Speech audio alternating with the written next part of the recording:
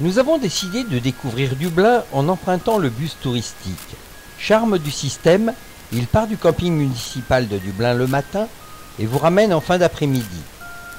C'est donc à bord de ce bus que nous découvrons la capitale de la République d'Irlande.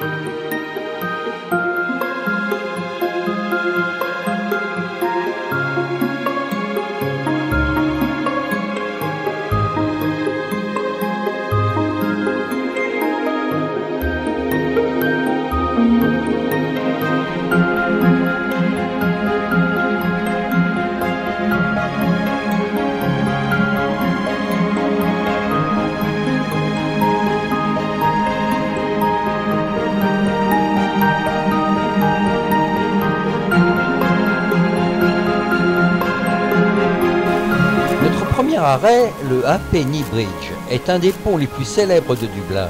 Il s'agit d'un petit pont blanc en fer forgé qui enjambe la Liffey.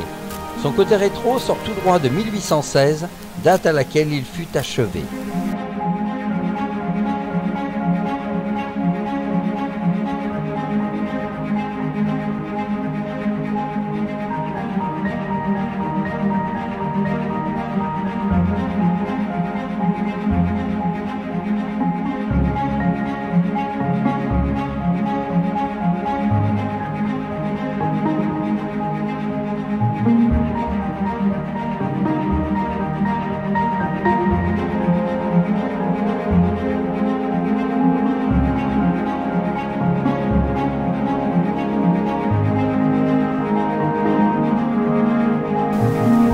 La General Post Office, depuis sa création, est le siège central où exerce la Poste nationale irlandaise, qui s'emploie à délivrer les colis et courriers de Dublin dans le reste du pays.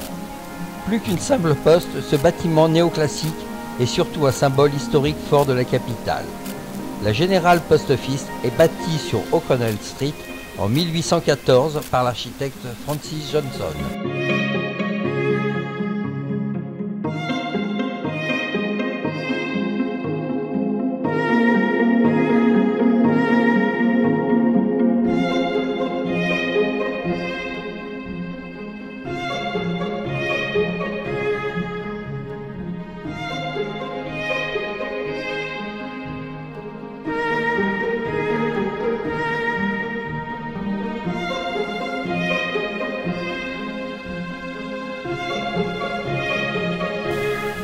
Impossible de la manquer.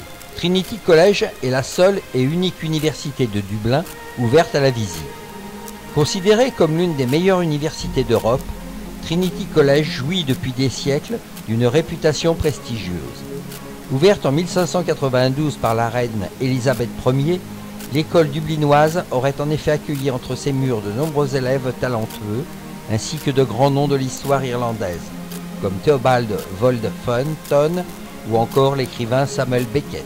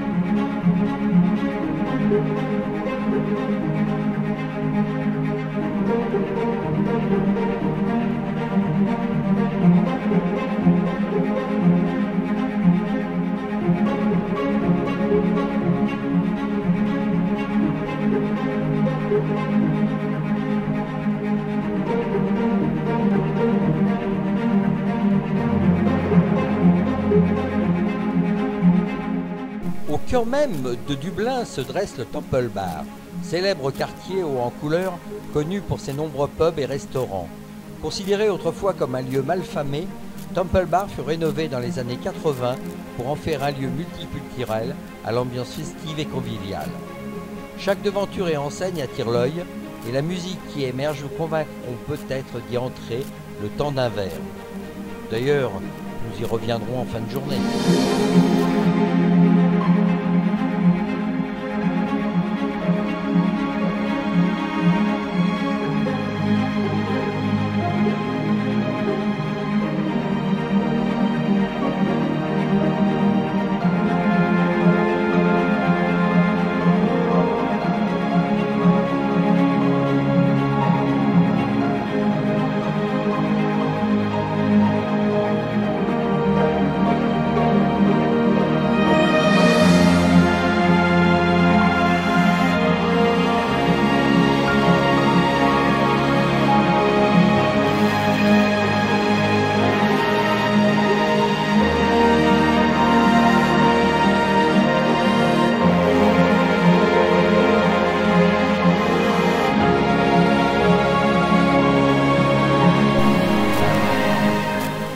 La Saint Patrick's Cathedral, je ne vous citerai pas son nom en gaélique, excusez-moi, est l'une des plus importantes cathédrales de Dublin.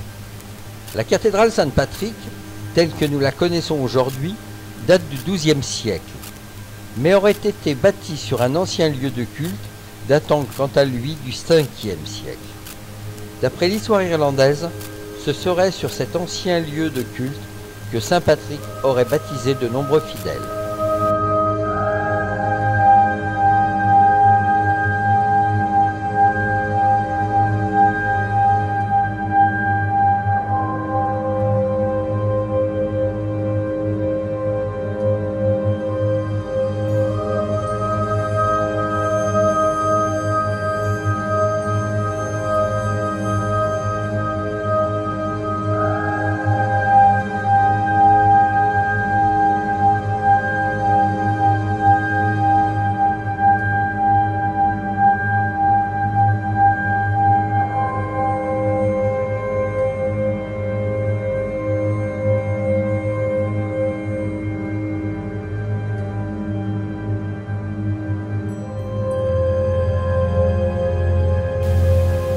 Christ Church cathédrale a été construite par les Vikings.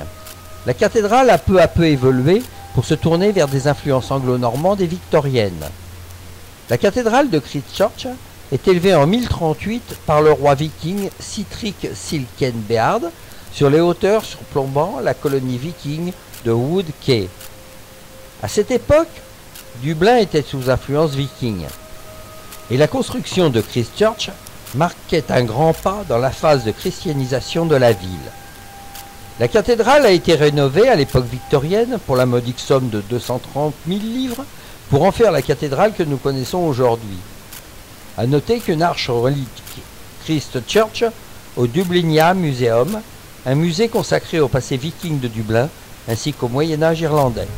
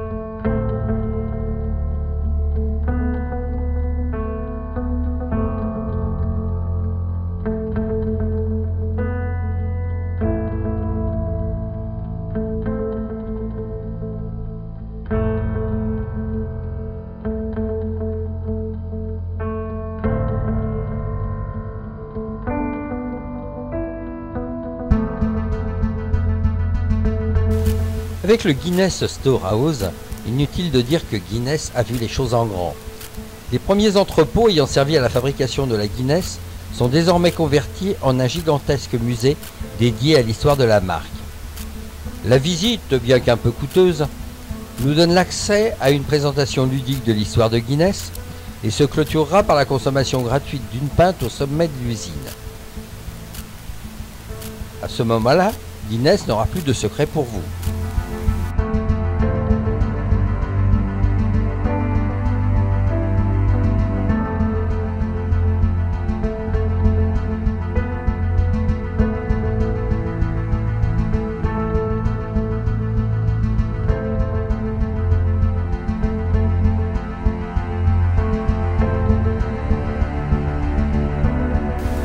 Arrivé au sommet du musée, on accède à une magnifique terrasse ronde et vitrifiée surplombant Dublin sur 360 degrés.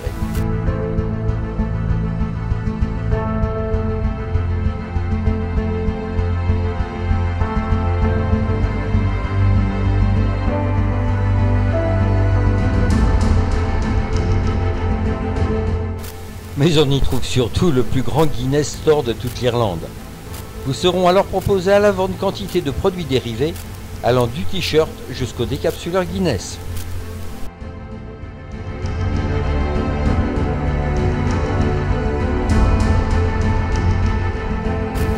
Mais néanmoins, le plus intéressant de cette visite se trouve au dernier étage, où se tient le bar, où un serveur vous sert une pinte crémeuse à souhait.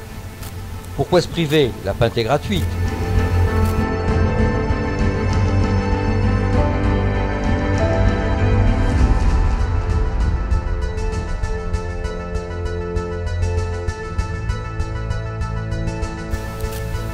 Après toutes ces découvertes, une dernière pour le déjeuner. Sur conseil, nous nous dirigeons vers le célèbre restaurant The Church. Ce dernier mérite bien son nom, car son resto est installé au sein même d'une ancienne église. Le cadre est magnifique et la cuisine savoureuse. Le restaurant The Church vaut avant tout le coup d'œil pour son lieu des plus atypiques. Ici, tout rappelle que le lieu était autrefois une église, avec ses voûtes, ses fenêtres, ses boiseries, et même son orgue.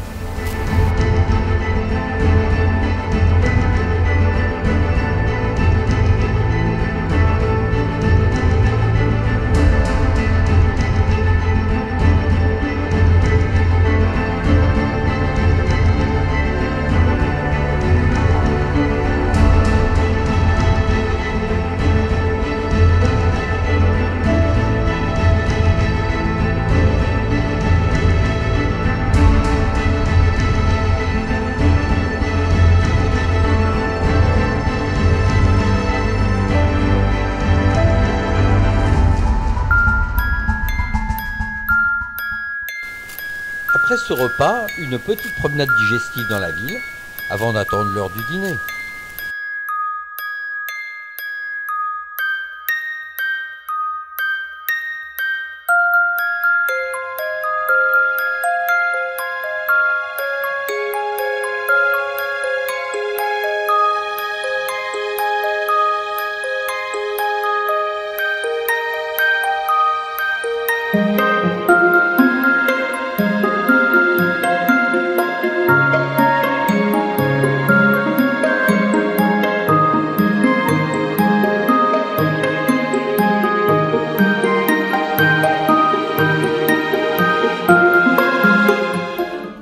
Pour le dîner, nous avons choisi le Brazen Head, qui serait le plus vieil et riche pub encore en activité en Irlande. Il aurait été créé en 1198 et aurait réussi à perdurer jusqu'à nos jours. Certes, le pub ne ressemble plus du tout à ce qu'il était à l'époque. Il faut dire que le lieu ne manque pas de cachet. Au-delà de son histoire, le Brazen Head possède un charme certain. Il propose de nombreux alcools et possède une carte de spécialité gastronomique irlandaise plutôt accessible pour les petits budgets. Par contre, il faut dîner rapidement car les queues sont interminables.